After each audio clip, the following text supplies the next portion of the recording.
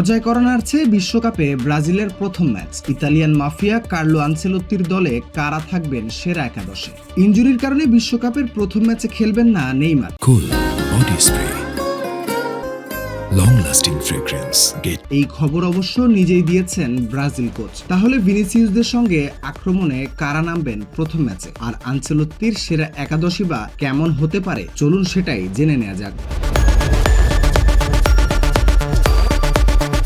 ব্রাজিলের এবারের সবচেয়ে বড় ভরসার জায়গা দলের ডিফেন্স।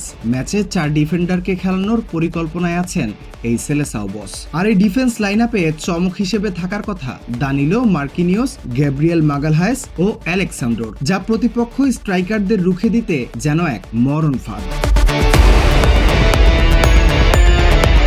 চলুন এরপর চোখ রাখা যাক ব্রাজিলের মিডফিল্ডে, যেখানে অভিজ্ঞতা আর নিয়ন্ত্রণের দায়িত্বে থাকবে ক্যাসিমিরো ও ব্রুনো গিমারায়েসের কাঁধে। এই জুটি ব্রাজিলের খেলার গতি নির্ধারণ করবে বলেই মনে করছেন অনেক ফুটবল বিশ্লেষক। এমনকি আনচেলোত্তির নতুন কৌশল আর পরিকল্পনায় বল নিয়ে রীতিমতো মরক্কোর বিপক্ষে ছেলে খেলা এখন সময়ের ব্যাপার মাত্র।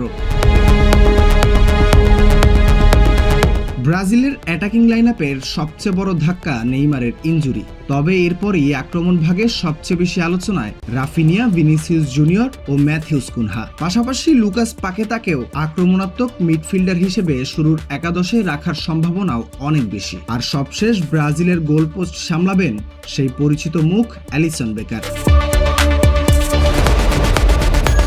বিশ্বকাপের ফ্রেন্ডলি ম্যাচে এনরিকের চমক দেখেছিল ব্রাজিলের সমর্থকেরা।